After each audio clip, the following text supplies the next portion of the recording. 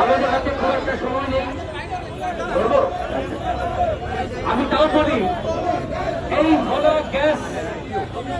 ভোলা gas আবিষ্কৃত হয়েছিল 1994 সালে। সেই থেকে আজ পর্যন্ত ভোলার মানুষ কিন্তু এই গ্যাসের ব্যাপারে অবহেলিত। ফ্যাসিস্ট সরকার যেই দিন থেকে ক্ষমতা থেকে উত্থান হয় সেই দিন 6ই আগস্ট, তার পরের দিন আমরা নেমেছিলাম এই ভোলার গ্যাসকে রক্ষা করার জন্য।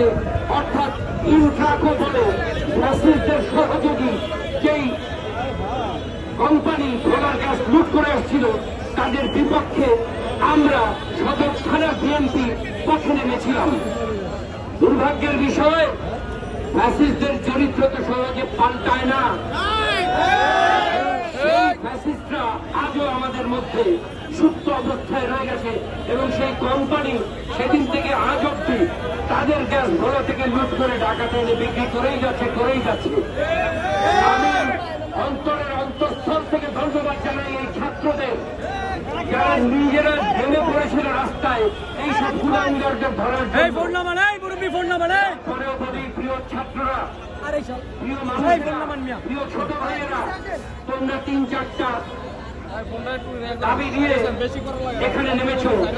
একটা হলো ভোলা মেডিকেল কলেজ হতে হবে, আরেকটা হলো ভোলা বরিশাল সেতু নির্মিত হতে হবে। আমরা বিএনপি থেকে তিনটার পক্ষে একমত, কিন্তু ভোলাই যদি না থাকে এর পেছনে কিন্তু আরেকটা কুচক্রী মহল। এই 1.5 ইঞ্চি দাড়ি থেকে 1.5 ফিট দাড়ি পর্যন্ত এদের অবস্থান। তারা কিন্তু বালি কেটেই যাচ্ছে ভোলা থেকে।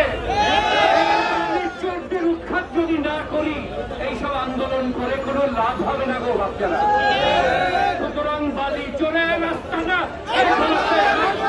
বালু চোরের রাস্তা না, বালু চোরের রাস্তা না।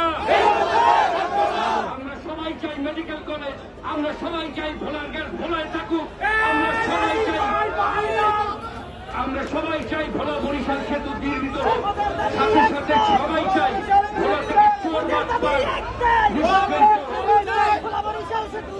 আমার দাবি একটাই, ভোলা বরিশাল সেতু চাই। অনেক অনেক ধন্যবাদ এইখানে আসার জন্য।